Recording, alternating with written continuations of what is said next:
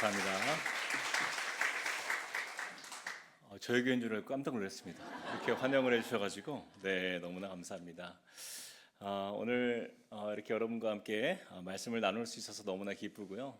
특별히 우리 박재진 목사님은요, 제가 곁에서 지켜본 우리 29분의 목사님들 중에서 가장 팔방미인이다라고 이렇게 제가 소개할 수 있을 것 같아요. 여러분 모르셨죠? 지성과 영성과 감성을 모두 겸비한 요즘에 보기 드문 귀한 목사님입니다. 그래서 저도 제가 나이가 좀 더 많은데도 불구하고 항상 볼 때마다 배울 게 너무 많아요. 그래서 우리 박 목사님과 함께하는 여러분들 참 행복하겠다라는 생각이 있었습니다. 오늘 새벽에도 저희 교회에 오셔가지고 은혜로운 말씀 전해주시고 그 은혜로 우리가 이렇게 아주 은혜롭게 고난주간을 시작할 수 있었는데 저도 큰 부담을 안고 이 자리에 왔습니다. 우리 옆에 사람에게 이렇게 한번 인사하실까요? 당신은 하나님의 기쁨입니다. 최근에 크게 유행한 영화 중에요, 장항준 감독이 연출한 왕과 사는 남자라는 영화가 있습니다. 아마 여러분들 중에도 이 영화를 보신 분들이 계실 텐데요. 이 왕과 사는 남자라는 영화가 벌써 이 누적 관객 수가 1,500만 명을 넘어서 한국 영화 역대 박스 오피스 3위를 기록할 만큼 큰 흥행을 이루었다고 합니다. 그래서 저도 얼마 전에 저희 아내와 함께 이 영화를 보고 왔는데요. 이 영화의 내용은 대략 이렇습니다. 왕위에서 쫓겨난 어린 왕 단종이 강원도 영월로 유배되면서 시작되는 그런 비극적인 이야기를 그리고 있습니다. 그런데 그 유배지가 정해진 배경이 이렇습니다. 가난한 마을의 촌장이었던 어몽도라는 사람이 우리 마을이 유배지가 되면 사람들이 막 찾아오고 마을이 부자 마을로 변할 수 있다, 그런 소문을 듣고는 간절히 자원해서 결국 유배지가 된 거예요. 그런데 그렇게 유배 온 사람이 하필이면 이미 죽음이 예고된 버림받은 어린 왕 단종이었던 것입니다. 이 왕과 가까이 하는 순간 모든 사람이 역적으로 취급받는 그런 상황이었어요. 그럼에도 불구하고 그 짧은 시간이지만 이 어린 단종은 그 마을 사람들과 어울리게 되면서 사람다운 위로와 또 따뜻함을 경험하게 됩니다. 하지만 결국 그의 비극적인 운명은 바뀌지 않고 조정의 명에 의해서 단종은 죽임을 당하게 되는 그런 이야기입니다. 그런데 저는 이 영화를 보면서 가장 마음에 남는 장면이 하나가 있었는데요. 이 왕이 죽은 이후에 그 시신이 동강 강가에 버려지는데 아무도 장사하지 못하도록 왕명이 내려진 거예요. 만약 누구라도 나서서 그 시신을 수습하거나 장례를 치르면 그 사람은 물론이고 그 가족까지 죽임을 피할 수 없게 한 그런 엄청난 형벌이 예고된 상황이었습니다. 그래서 마을 사람들 모두가요, 마음 아파하면서도 그 두려움 때문에 누구도 이 단종의 그 시신을 수습하지 못합니다. 그런데 바로 그때에 그 마을의 촌장이었던 어몽도가 그 깊은 밤 그 모든 죽음의 위험을 무릅쓰고 몰래 강가로 나가서 그 외롭게 떠있던 그 시신을 거두어서 정성껏 장례를 치릅니다. 그리고 결국 평생 살아온 그 삶의 터전을 뒤로하고 모든 것을 다 뒤로한 채 멀리 떠나서 은신 생활을 하게 되는 것이죠. 저는 이 어몽도가 그 버려진 왕의 시신을 수습하는 장면을 보면서 마음에 정말 큰 감동을 받았어요. 그래서 이 영화를 보고 나서 한 가지 좀 궁금증이 생겼습니다. 이후에 어몽도는 어떻게 되었을까? 그래서 제가 이제 기록된 역사의 자료를 좀 찾아보게 되었는데요. 한참 세월이 흐른 뒤 17세기에 이르러 숙종 때 이 단종의 억울함이 밝혀지면서 단종은요, 죽어서야 비로소 왕 위에 다시 복위가 됩니다. 그리고 그때부터 어몽도 역시 역사적으로 재평가가 되기 시작하는데 그의 행동이 반역이 아니라 왕을 향한 충성과 의리로 인정받게 된 거예요. 이후 영조와 정조 시대를 거치면서 충신으로 인정받고 이렇게 길어지게 되는데 마침내 고종 때에 이르러서 어몽도는요, 가장 높은 관직인 공조판서로 추증됩니다. 그리고 국가가 기억하는 충신의 반열에 그 이름이 올라가게 되는 거예요. 그리고 후에 충우공이라는 시초까지 받게 됩니다. 이 정조 때 간행된 역사 기록인 국조인물고를 보면 어몽도가 이런 말을 남겼다라고 해요. 의로운 일을 하고 화를 당하는 것은 달게 여기겠다. 두려워할 일이 아니다. 사실 처음에 이 사람의 모습은요, 이 자기 마을의 유익과 그저 자신의 이익을 위해서 유배지를 이용하려 했던 사람이지 않습니까? 그런데 시간이 지나면서 그의 마음과 삶이 완전히 바뀌게 된 거예요. 그리고 마지막에는 모든 두려움과 불이익을 감수하면서까지 왕의 장례를 치르는 그 한 사람이 되었던 것입니다. 자, 그런데요, 이 어몽도와 비슷한 삶을 살았던 한 사람이 우리가 보는 성경에 등장하는 것을 우리가 보게 됩니다. 바로 오늘 우리가 읽은 말씀에 등장하는 아리마대 요셉의 이야기입니다. 예수님께서 유대 종교 지도자들과 유대인들에게 미움과 핍박과 박해 속에서 홀로 외롭게 그 십자가상에서 죽으실 때 예수님 곁에 있던 모든 사람들은 다 떠나갔어요. 예수님과 가장 가까이 있던 그 제자들마저 그 두려움 속에 모두 흩어졌던 것입니다.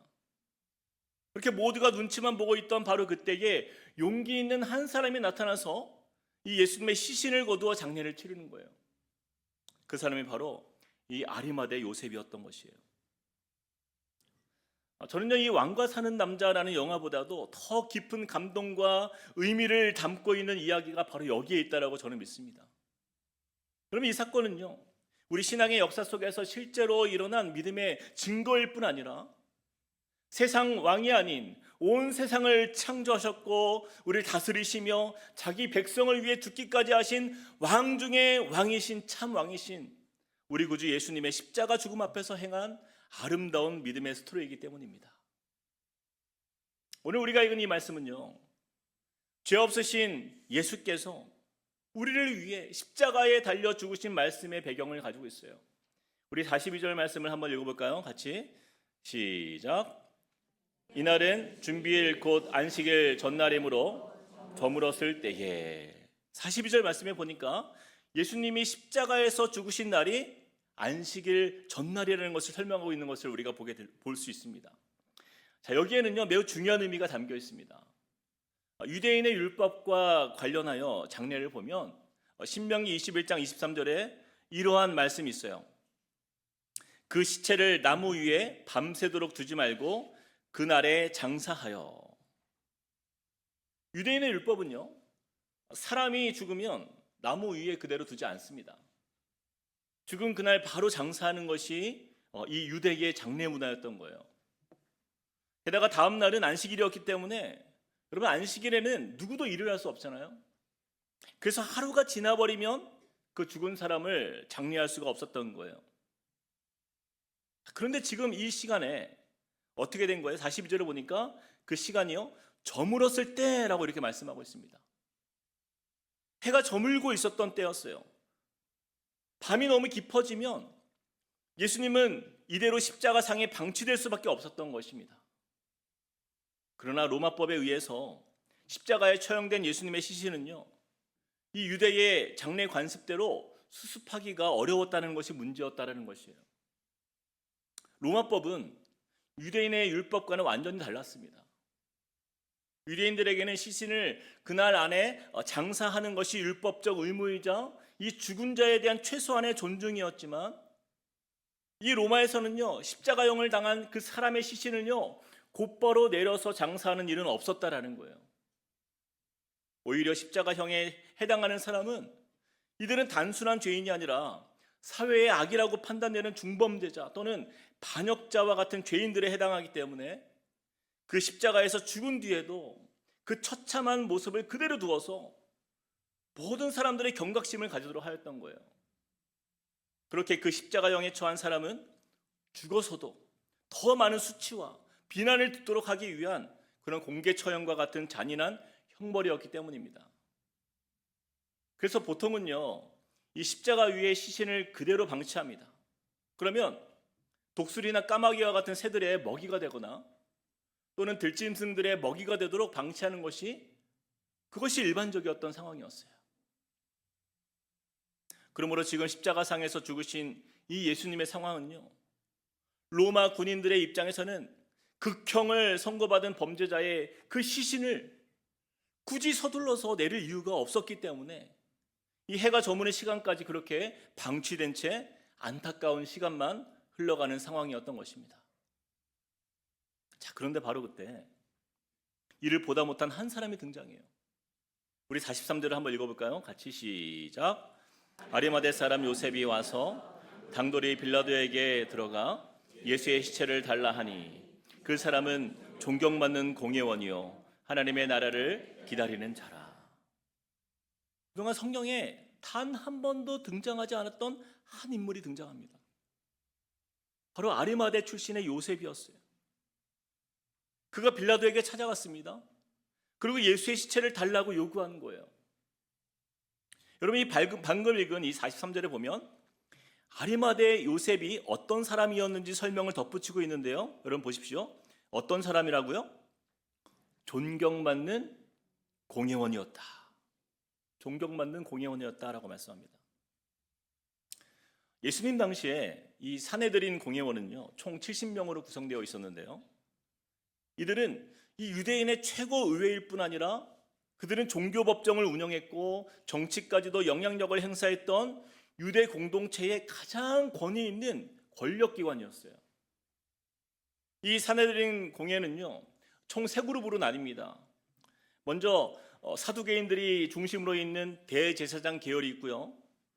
또 귀족들로 구성된 유력한 가문 출신들인 장로들이 있습니다.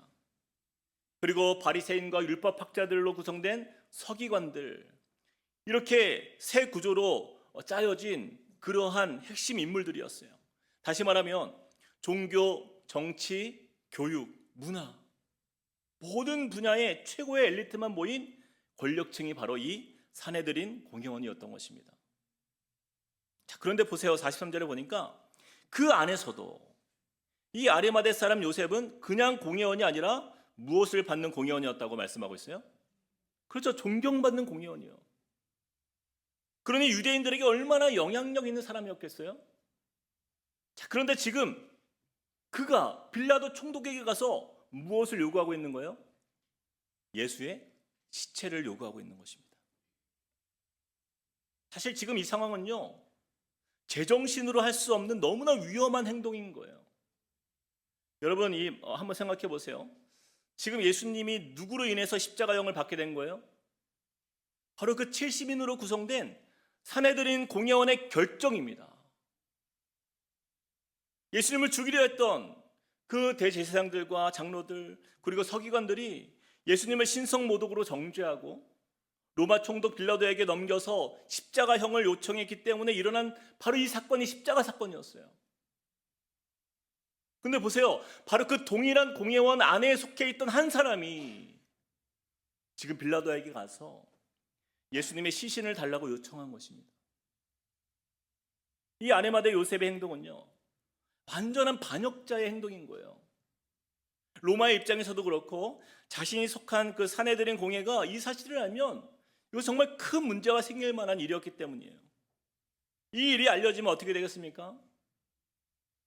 아리마대 요셉은요, 공예 안에서 배신자로 낙인 찍히는 상황입니다. 뿐만 아니라 로마의 입장에서 보면요, 반역자 편에 선 같은 동료로 보여지기 때문에 그 역시 최악의 상황은 십자가형으로 처형될 수 있는 엄청나게 위험한 일을 지금 저지르고 있는 거예요. 여러분 생각해 보세요.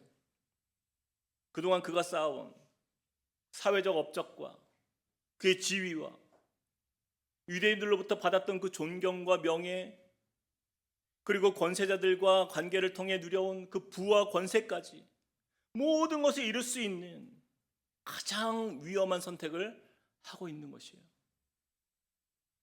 아무리 생각해봐도 예수님의 시신을 수습함으로 인해서 그가 얻을 수 있는 이익은요, 단 하나도 없는 상황입니다. 그런데 그는요, 그 빌라도 총독에게 나아가서 그 예수님의 시신을 달라고 요청하는 행동을 하였던 거예요. 자, 그런데 43절을 다시 보세요. 그의 태도가 어떻습니까? 지금 두려움에 떨면서 그 시체를 달라고 하고 있습니까? 여러분 43절에 어떻게 말씀하고 있어요? 아리마대 사람 요셉이 와서 어떻게 해요? 당돌이 빌라도에게 들어가 예수의 시체를 달라 하니. 이 당돌이라는 단어가요, 헬라어로 톨메사스라는 단어인데 감히 행동하다 이런 뜻이에요. 감히 대담하게 행동하다는 뜻입니다. 여러분, 이 뜻은요, 모든 리스크를 알면서도 감히 결단하여 행동으로 옮기는 용기를 뜻하는 단어인 거예요. 그러니 아리마대 요셉은요, 빌라도 총독에게 나아가는 이 행동이 앞으로 자신이 감당해야 할 모든 불이익에 대해서 그는 다 알고 있었고, 그럼에도 불구하고 이로 인해 주어지는 모든 대가를 기꺼이 감수하겠다는 놀라운 결단이었던 것입니다. 그러면 여기서 우리는 한 가지 질문이 생기게 되는 거예요. 여러분, 지금 이 일을 본래 누가 해야 하는 것이 맞습니까?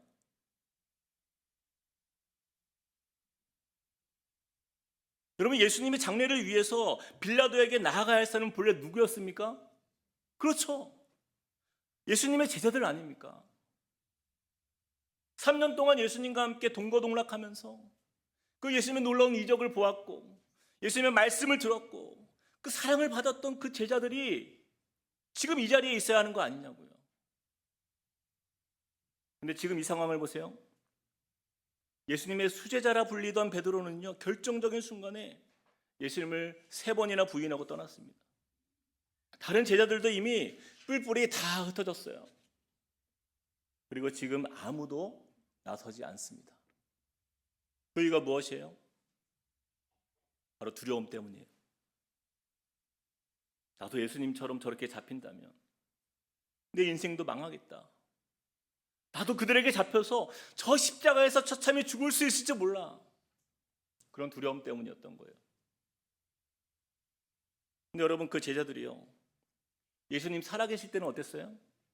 서로 누가 예수님의 좌우편에 앉게 될까를 놓고 서로 싸우지 않았습니까? 누가 더 큰 자인가? 이거를 놓고 서로 다투면서 누가 더 예수님 곁에 가까이 있는가? 그것을 놓고 서로 논쟁하는 사이가 아니었냐고요. 그런데 예수님이 잡히시고 십자가로 향하시자 모두가 떠나버린 거예요. 이것이 무엇을 말씀하고 있는 것입니까? 제자들은요, 예수님이 살아계실 때 많은 무리와 군중이 예수님을 따르는 그 모습 속에서는 그 예수님의 화려함 속에 나도 뭔가 얻어보고자 그렇게 예수님을 따랐지만 지금은 십자가상에 죽으신 예수님을 보니 얻을 게 없는 거예요. 오히려 예수님과 가까이 했다는 이유로 세상에서 불이익을 얻을까 봐 모두 그렇게 흩어져 숨어버린 것입니다. 저는 오늘 말씀을 묵상하면서 그런 생각을 좀 해봤어요. 지금 이 말씀이 본문에 등장해야 할 사람들이 누구여야 하는가? 바로 이것입니다. 그동안 한 번도 등장하지 않은 이 아리마대의 요셉이 왜 이 일을 해야 하냐고요. 그 이유는 아무도 그 일을 할 사람이 없기 때문에 그가 나선 거 아닙니까? 아무리 둘러봐도 예수님의 사랑받던 제자들조차 다 떠나버린 그 상황 속에서 결국 아리마대 요셉이 용기를 낸 거 아니에요? 저는요, 바로 이 모습이 지금 이 시대의 한국교회의 모습과 참 비슷하다는 그런 마음이 들었습니다. 사랑하는 성도 여러분, 예수님의 제자라고 자청하는 성도들, 또 공동체들, 또 그리고 교회들이 이 땅에 얼마나 많이 있습니까? 다들 그렇게 여길 거예요. 우리 교회는 예수님의 제자 공동체입니다. 하지만 안타깝게도 이 세상을 바라보면요, 예수님의 영광의 길을 가실 때에는 함께 있는 것처럼 보이지만 예수님의 그 십자가의 길을 가실 때는 모두 사라지고 없는 것을 보게 되는 거예요. 여러분, 요즘 세대의 특징이 있습니다. 요즘 세대의 특징이요, 젊은 청년들이요, 신학교를 가지 않는 세대가 되었어요. 1990년대 그리고 2000년대 초반까지 교회가 엄청 부흥할 때는요, 총신대학원, 뭐 장로의 신학대학원 이런 데는요 경쟁률이 3대1, 4대1이 넘었어요. 신학생 지원자들이 정말 많았습니다. 근데 여러분 지금 보세요. 웬만한 신학교들이요 다 미달입니다. 제가 공부한 합동신학대학원 같은 경우도 지금 정원의 절반을 못 채우고 있는 것이 현실이에요. 그러다 보니 교회들마다 교육자들이 정말 부족합니다. 사역자들 구하기가 하늘의 별 따기가 되었어요. 왜 이런 일이 이루어집니까? 그 이유는요, 지금 이 시대는 너무 풍요로운 시대가 되었기 때문이에요. 안정된 삶, 평안한 길, 많은 것을 누리고 즐기는 세대가 되다 보니까 굳이 십자가의 길을 선택하고 싶지 않아 합니다. 근데 여러분, 이런 일이 누구 때문이에요? 너무나 안타깝지만 이 시대의 모든 책임이요 바로 우리 기성세대에게 있다라는 거예요. 우리 부모 세대가 우리 자녀들을 그렇게 가르쳤기 때문입니다. 믿음이 있는 집사님, 신앙생활을 오래 하신 권사님, 교회를 가장 많이 하는 장로님 가정이라고 해도 우리 자녀들에게 예수님이 죽으신 그 십자가의 길을 가기보다는 예수님이 살아계실 때, 예루살렘에 입성하실 때 그 종려나무 가지를 흔들며 환영받던 그 영광의 길을 가라고 가르치는 거 아닙니까? 그 결과가 무엇이에요? 우리 다음 세대가요 십자가의 길이 무엇인지 전혀 모르는 세대가 되고 있다는 것이에요. 마치 예수님이 십자가의 길을 가실 때 그렇게 믿고 따르던 제자들이 모두 흩어진 모습처럼 여러분 이 세상이요 십자가상에 계신 예수님을 위해 나서는 사람이 없는 그런 세대가 된 것입니다. 예전에 제가 사역하던 교회에서 한 장로님, 권사님 가정에 아들이 하나 있었어요. 나름 굉장히 괜찮은 명문대학에 들어갔습니다. 늘 학교에서 똑똑한 학생으로 인정받던 아들이었기 때문에 얼마나 그 가정의 자랑이었는지 몰라요.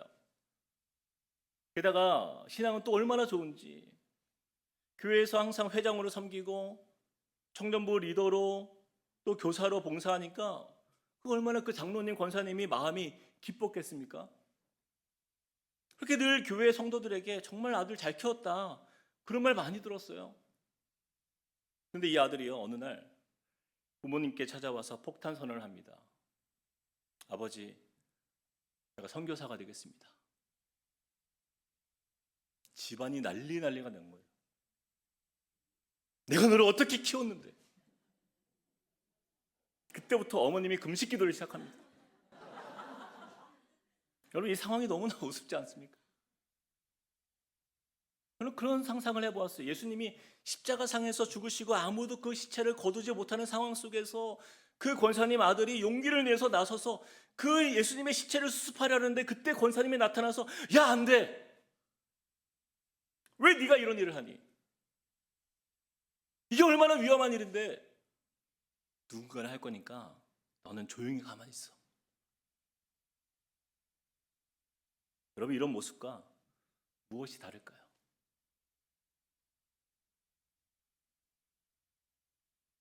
아니 오래전부터 아들을 믿음의 자녀를 키워달라고 해서 그 기도의 응답을 받았잖아요. 그런데 이제 그 믿음으로 선교사가 되겠다고 하니까 난리가 난 거예요. 여러분께 묻습니다. 여러분의 자녀가 믿음의 세대가 되기를 진심으로 소망하십니까? 갑자기 이렇게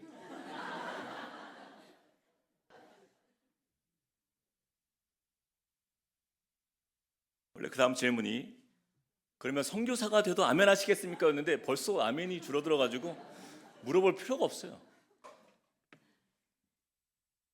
제가 목사로서 가끔 그런 생각이 들어요. 우리 하나님께서 정말 헷갈려 하시겠다라는 거예요. 아니 우리 자녀를 믿음의 자녀를 키워주세요. 아참! 그런데요 너무 믿음이 깊지는 않게 해줘야 합니다. 딱 적당히요. 교회 안 빠지고 신앙생활을 잘하지만 그러나 이 아이가 세상에서 성공하는 아이가 될 수 있도록 교회에서 그냥 집사 정도 그 정도면 딱 좋을 것 같습니다. 여러분 이런 비슷한 마음 아니에요? 예수님은 잘 믿지만 세상이 성공인 우선인 자녀. 예수님을 따르되 영광의 길은 따라가고 십자가의 길은 아니야. 차라리 십자가는 엄마가 대신 질 테니 너는 영광의 길을 걸어가라. 여러분, 이 한국 부모들이요, 이 교육이 이것 때문에 이 나라가 이렇게 된 거 아닙니까? 제가 깜짝 놀란 자료를 하나 더 보게 되었어요. 우리나라 상황이요, 저출산 국가, 아니 초저출산 국가가 되었잖아요. 전 세계에서도 아이를 안 낳는 나라 압도적인 1위 아닙니까? 우리나라는 자존심이 있어서요, 1등 아니면 안 합니다. 그래서 이것도 1등을 하고 있어요. 그런데 그 이유가 물론 뭐 경제적인 부담, 뭐 여성의 뭐 경력 단절, 육아 부담, 뭐 교육비 부담, 여러 요인들이 있지만 그 중에 놀라운 것은요, 여러분, 이런 요인도 있어요. 부모님의 영향을 받아서. 내 딸이, 내 아들이 고생할까 봐 아이 많이 낳으면 고생한다. 너는 힘들게 살지 마라. 그래서 자녀를 낳지 말라는 권유로 낳지 않는 이유도 있더라고요. 아니, 언제 그랬다고요? 이럴 때는 부모 말씀을 그렇게 또 잘 들어요. 저희 집은 아이가 4명입니다. 저는 여기에 비하면 불효자예요. 여러분, 이러한 한국 사회에 영향을 받은 우리 한국교회, 우리 한국의 기성세대 성도들이 놓친 것은요, 바로 이것이에요. 예수의 영광은 가르치면서도 십자가의 길은 간과한 것입니다. 여러분, 토마스 왓슨이 이런 말을 남겼어요. 우리 같이 한번 읽어봅시다. 시작. 가짜 성도들은 예수님을 따라 감람산까지는 갈 수 있다. 그러나 갈보리까지는 갈 수 없다. 여러분, 이것이 무슨 의미인지 아시겠어요? 감람산까지는요, 고난이 없어요. 갈보리를 넘어가면서 고난입니다. 가짜 성도는 예수님을 따라서 감람산까지는 갈 수 있는데, 그러나 갈보리까지는 갈 수 없다라는 거예요. 여러분, 이 시대에 우리 중고등부 아이들과 청년들이 왜 교회를 떠납니까? 왜 3040 세대가 교회와 점점 멀어집니까? 우리 기성세대가요, 감람산까지는 가는 법을 가르쳤는데 갈보리까지 가야 하는 법을 가르치지 않았기 때문이에요.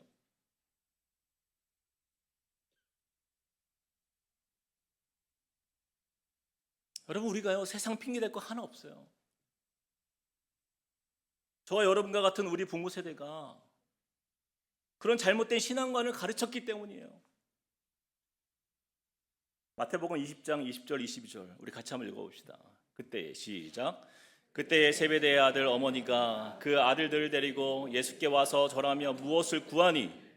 예수께서 이르시되 무엇을 원하느냐? 이르되 나의 이 두 아들을 주의 나라에서 하나는 주의 우편에 하나는 주의 좌편에 앉게 명하소서. 예수께서 대답하여 이르시되 너희는 너희가 구하는 것을 알지 못하는도다. 내가 마시려는 잔을 너희가 마실 수 있느냐? 이 말씀을 잘 보세요. 세베대의 아들의 어머니가 등장하는데요, 바로 형제였던 그 야고보와 요한의 어머니예요. 여기서 세베대는 이들의 아버지인데 어업에 종사하고 있었어요. 근데 마가복음에 보면 품꾼들이 언급되는 걸로 보아서 이 가문은요, 생계형 어부가 아닙니다. 어느 정도 규모를 갖춘 어업 활동을 통해서 기업형 집안, 그러니까 어업을 통해서 사업을 하는 집안인 거예요. 근데 이 두 아들이 예수님을 따르기로 하자 어머니는 예수님께 찾아와서 어떤 부탁을 하고 있어요? 당신의 나라에서 하나는 우편에 하나는 좌편에 앉게 명하소서. 자, 그런데 문제는 예수님의 반응이에요. 22절. 예수께서 대답하여 이르시되 너희는 너희가 구하는 것을 알지 못하는도다. 내가 마시려는 잔을 너희가 마실 수 있겠느냐? 예수님의 말씀을 보세요. 너희는 너희가 무엇을 구하는지조차 알지 못하는도다. 예수님은 야고보와 요한의 어머니의 그 마음을 꿰뚫고 보신 거예요. 예수님과 함께하는 영광의 길은 걷되 그 십자가의 길은 보지 못하는 그 마음을 아신 거예요. 만약에 이 어머니가 제대로 된 신앙과 믿음을 가진 어머니였다면 이렇게 말해야 하는 거 아닙니까? 예수님, 내 자녀들이 무슨 일이 있어도 끝까지 예수님을 따르는 제자가 되도록 강하게 가르쳐 주십시오. 어떤 어려움이 와도 절대로 예수님 곁을 떠나지 않는 아들이 될 수 있도록 지도해 주십시오. 여러분, 아멘이 나올 줄 알았는데 여기서 아멘이 안 나와요.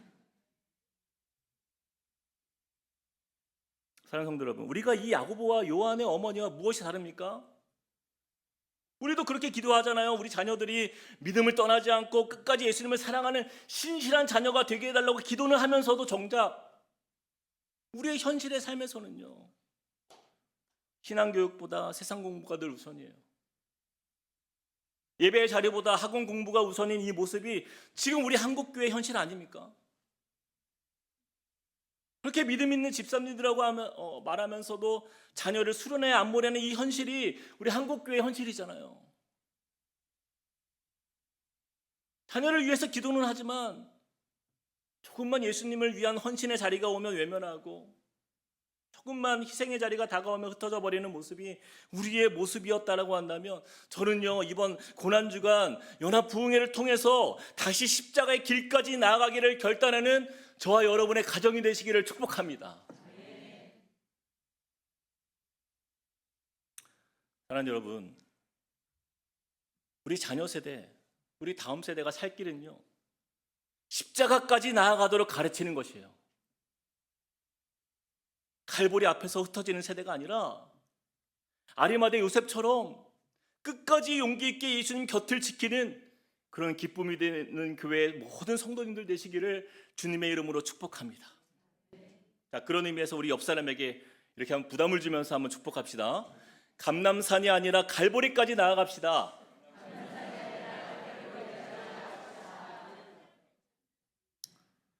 자, 그렇다면 이 아리마대의 요셉은 다른 제자들과 같지 아니하고 어떻게 그 모든 불이익을 감수하면서까지 이 빌라도 총독에게 담대히 나아갈 수 있었는가? 여기에는요, 우리가 반드시 기억해야 할 한 가지 견고한 믿음이 그에게 있었기 때문이에요.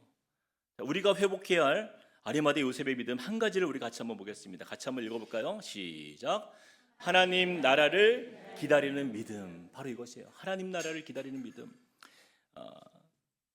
43절 우리 한 번 더 읽어봅시다. 시작. 아리마대 사람 요셉이 와서 당돌이 빌라도에게 들어가 예수의 시체를 달라 하니 이 사람은 존경받는 공회원이요 하나님의 나라를 기다리는 자라. 아리마대 요셉의 믿음을 이 본문에서 한마디로 이렇게 표현합니다. 다른 표현이 없어요. 하나님의 나라를 기다리는 자라. 여러분, 이것이 무슨 뜻입니까? 여러분, 이 아리마대 요셉이 보통 인물이 아니었잖아요. 그는요, 사회적으로도 명망이 얼마나 높았어요? 존경받는 공회원이라 부를 만큼 자신의 지위와 권세가 상당했기 때문에 그는 부족함이 전혀 없는 사람이었어요. 그런데 성경은요, 그를 설명할 때 다른 세상의 조건들을 말하지 않아요. 딱 그의 믿음을 한 가지로 요약합니다. 하나님의 나라를 기다리는 자라. 이것은요, 그 모든 세상의 가치보다, 자신이 쌓은 그 높은 어떤 세상의 가치보다, 그가 이룬 어떤 더 위대한 가치보다, 그가 세상에서 누리는 어떤 영광스러운 가치보다, 그것보다 더 위대한 가치, 바로 하나님 나라의 가치를 그가 발견했기 때문이에요.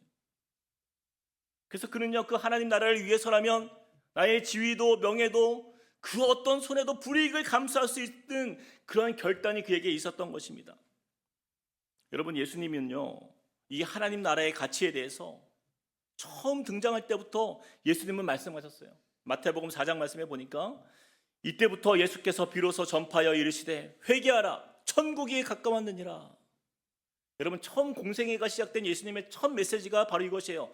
그 처음 선포는요, 바로 천국, 하나님의 나라였습니다. 예수님의 모든 가르침 중에 때로는 사람들에게 비유로도 말씀하시고 때로는 제자들을 따로 모아 설명도 하셨고요. 3년 동안 삶으로 보여주신 그 모든 것이 무엇을 말씀했냐면요, 바로 하나님의 나라를 말씀하고 있었던 거예요. 그런데 여러분, 제자들은요, 왜 그 하나님 나라를 온전히 바라보지 못했을까요? 그것은요, 하나님 나라보다 지금 내가 사는 이 세상이 실제로 더 커 보였기 때문이에요. 제자들은 눈에 보이는 이 세상, 지금 내 눈에 보이는 그 권세, 지금 내 눈에 보이는 그 영광을 쫓았기 때문이에요. 그런데 이 아리마대 요셉은 달랐습니다.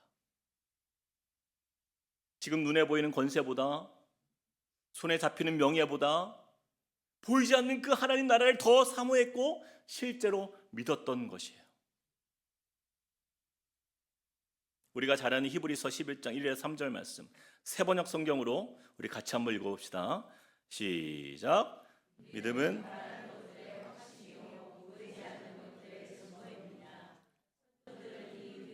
살았기 때문에 훌륭한 사람으로 증언되었습니다. 믿음으로 우리는 세상이 하나님의 말씀으로 지어졌다는 것을 깨닫습니다. 자, 여러분 이 말씀을 보세요. 성경에 등장하는 모든 우리 선조들은요, 이 믿음으로 살았다라고 말씀하는 거예요. 보이는 것에 따라 살지 않고 보이지 않는 그 하나님 나라를 지금 보고 있는 것처럼 믿고 살았다라는 거예요. 이것이 바로 아리마대 요셉의 믿음이었던 것입니다. 사랑하는 성도 여러분, 하나님 나라의 가치를 믿는 성도는요, 세상 사람들처럼 지금 눈에 보이는 그 유익을 따라 살지 않는 것입니다. 제가 오래전에 읽었던 책이 하나 있었는데 그 책을 최근에 다시 꺼내서 보게 되었어요. 그 청년 바보 의사라는 책입니다. 이 책의 저자인 고 안수연 씨는요, 화려하진 않지만 자신의 삶을 담담히 기록한 수필 같은 이야기의 책을 출간했어요. 그는 크리스천 의사로서 오로지 한 가지 마음으로 살았습니다. 어떻게 하면 나의 삶을 통해 예수님이 드러날 수 있을까? 오직 이 한 가지만 생각하며 그는 의사로서 살았어요. 환자를 단순히 치료 대상으로 여기는 게 아니라 내게 다가온 그리스도로 여기고 또 환자의 고통을 자신의 고통처럼 느끼면서 그렇게 치료하는 의사였어요.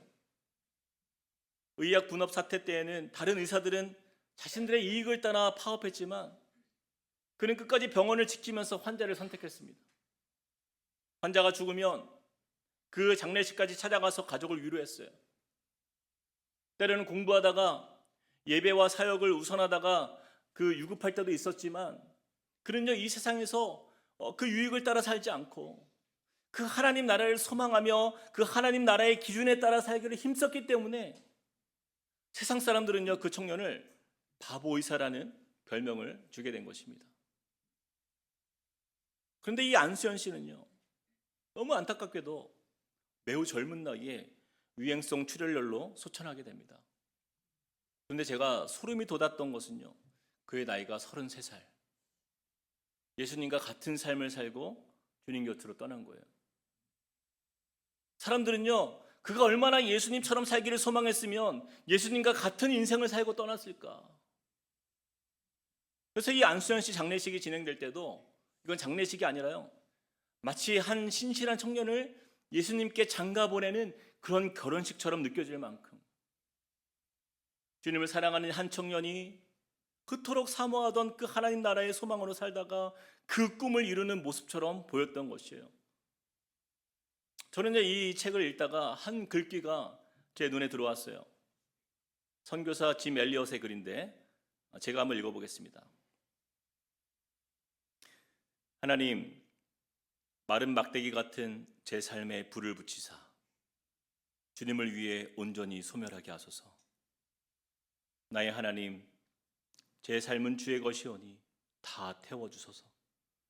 저는 오래 사는 것을 원치 않습니다. 다만 주 예수님처럼 꽉 찬 삶을 원합니다. 저는 이 표현이 참으로 제 마음에 와닿았습니다. 바른 막대기 같은 제 삶에 불을 붙이사 주님을 위해 온전히 소멸하게 하소서. 마치 아리마대 요셉이요, 그 하나님 나라를 기다리는 자로 살면서 막대기 같은 자신의 삶이 주를 위해 쓰임받을 수 있다면, 그럴 수만 있다면 나의 권세, 명예, 지위, 재산, 모든 영광, 나의 생명까지도 아낌없이 주님을 위해 소멸하게 하소서. 이런 고백으로 빌라도에게 나아갔을 것 같아요. 그리고 아리마대 요셉은요, 자신을 위해 준비했던 가장 값진 새 무덤을 예수님을 위해서 아낌없이 내어드렸던 것입니다. 그리고 아주 고운 세마포를 가져와서 예수님의 찢기시고 상한 몸을 정성껏 감싸도록 준비하였던 것이에요. 지금 눈에 보이는 것은 예수님의 시신밖에 없는 상황 속에서 아리마대 요셉은요, 예수님께 대하여 자신을 위한 그 어떤 유익이나 무엇도 기대할 수 없는 그 상황에서조차 자신의 모든 것을 하나도 아낌없이 다 내어드린 참 믿음의 사람이 되었던 것입니다. 저는요, 모두가 외면한 그 상황 속에서 예수님을 장사 지내는 이 아리마대 요셉을 바라보시는 우리 하나님 아버지의 마음에 어쩌면 감격의 눈물이 있지 않았을까, 그런 마음이 들었어요. 사랑하는 성도 여러분, 우리에게 허락하신 하나님의 나라면 여러분 그거면 충분한 거 아닙니까? 여러분, 우리에게 허락하신 그 예수님의 핏값으로 우리에게 허락하신 그 하나님의 나라면 여러분 그거면 충분한 거 아니에요? 저는 이 아리마대 요셉이 하나님 나라의 소망 안에서 행한 이 모든 결단이 저와 여러분의 믿음이 되기를 간절히 소망합니다. 때로는 우리가 세상을 살면서 우리 눈에 보이는 것이 겨우 예수님의 시체밖에 보이지 않더라도 그렇게 주를 따르는 삶이 나에게 아무 유익이 없어 보이는 그 상황 속에서도 그 생명으로 우리에게 허락하신 그 하나님 나라를 소중히 붙들며 마지막까지 그 예수님 곁을 지킬 수 있는 그 용기가 바로 저와 여러분의 믿음이 되길 소망합니다. 그리고 자신의 모든 것을 다 내어주신 예수님께 우리의 모든 것을 다 드려도 아깝지 않은 그 헌신의 삶이 바로 저와 여러분과 우리 가정의 신앙이 되기를 주님의 이름으로 축복합니다. 말씀을 맺겠습니다. 영국의 유명한 크리켓 선수였으나 자신의 모든 삶을 내려놓고 선교사가 되어 주님을 위해 헌신했던 시티 스터드라는 사람이 있는데 그가 이런 말을 남겼습니다.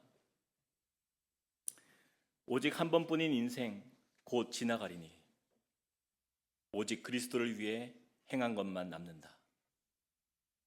같이 한번 읽어볼까요? 다시 한번 시작. 오직 한 번뿐인 인생 곧 지나가리니 오직 그리스도를 위해 행한 것만 남는다. 사랑하는 여러분, 예수님은 우리를 목숨보다 더 사랑하셔서 그 하나님 나라를 주시고자 십자가에서 우리를 위해 죽으셨습니다. 그렇다면 그 예수님 앞에서 우리가 아까워하는 것은 무엇입니까?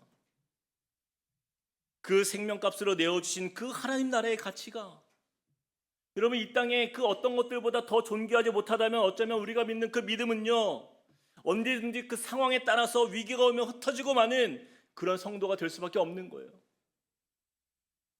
그러나 이번 고난주간을 통해서 저와 여러분이 아리마대 요셉과 같은 십자가 믿음을 회복한다면 저는 이 기쁨이 되는 교회는요 하나님의 감동이 있는 정말 소망이 있는 교회가 될 줄로 믿습니다. 그리고 우리 다음 세대에도 그런 충만한 기대가 넘쳐나는 소망이 있는 줄 믿습니다. 우리 주님은요 오늘도 이 시대에 아리마대 요셉과 같은 용기 있는 믿음의 한 사람을 찾고 계십니다. 바로 그 한 사람이 저와 여러분이 되고 우리 자녀들이 되기를 주님의 이름으로 축복합니다. 우리 들은 말씀 기억하면서 우리 같이 이 찬양 들었으면 좋겠습니다. 내 마음의 주를 향한 사랑이. 오늘 말씀이 이 찬양의 가사처럼 주님, 내가 진실로 주님을 섬기길 원합니다. 감람산까지만 따라가는 자가 아니라 내가 갈보리까지 주님과 동행할 수 있는 믿음으로 사는 하나님의 사람, 그런 믿음의 가정을 이루는 주님의 백성 될 수 있도록 은혜를 달라고 그러한 믿음의 고백을 가지고 이 찬양으로 함께 찬양하겠습니다. 내 마음의 주를 향한 사랑이.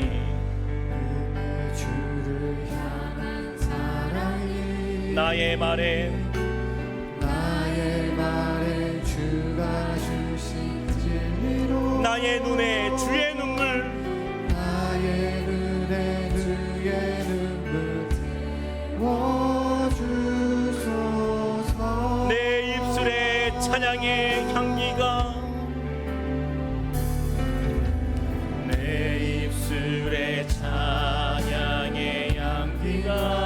손에는 주를 닮은 섬김이 나의 삶에 주의 흔적 남게 하소서. 나의 삶에 주의 흔적 남게 하소서. 하나님의 사랑이 영원히 함께하리. 하나님의 사랑이 영원히 함께하리. 십자가의 길을 걷는 자에게, 순교자의 삶을 사는 자에게, 순교자의 삶을 사는 이에게 조롱하는 소리와 세상 유혹 속에도, 조롱하는 소리와 세상 유혹 속에도 주의 순결한 신부가 되리라. 내 생명 내 생명 주님께. 우리 한 번 더 고백합시다. 내 마음에 주를 향한 사랑. 우리 가슴에 손을 얹고 찬양합시다. 내 마음에 주를 향한 사랑이, 내 마음에 주를 향한, 나의 말에 주가 주신 진리로, 나의 말에 주가 주신 진리로, 나의 눈에 주의 눈물 채워주소서. 주님, 우리가 진짜가 되길 원합니다. 믿음의 사랑, 십자가를 향한 주님의 사랑으로 나아갈 수 있는 아리마대 요셉과 같은 믿음의 삶이 되길 소망합니다. 내 입술에 찬양의 향기가, 우리 두 손에는 주님을 닮은 그 섬김이, 주 손에는 주를 닮은 나의 삶에 주의 흔적 남게 하소서. 주님, 이것이 우리의 소원입니다. 이것이 우리의 고백입니다. 주님, 하나님의 사랑으로 채워주옵소서. 하나님의 사랑이 영원히 함께하리. 하나님의 사랑이 영원히 함께하리. 십자가의 길을 끝까지 그 길을 걷길 소망합니다. 순교자의 삶을 사는 이에게, 순교자의 삶을 사는 이에게 조롱하는 소리와 세상 유혹 속에도, 조롱하는 소리와 세상 유혹 속에도 주의 순결한 신부가 되리라. 내 생명 내 생명 주님께. 한 번 더. 하나님의 사랑이 영원히 함께하리. 하나님의 사랑이 영원히 함께. 십자가의 길을 걷는 자에게,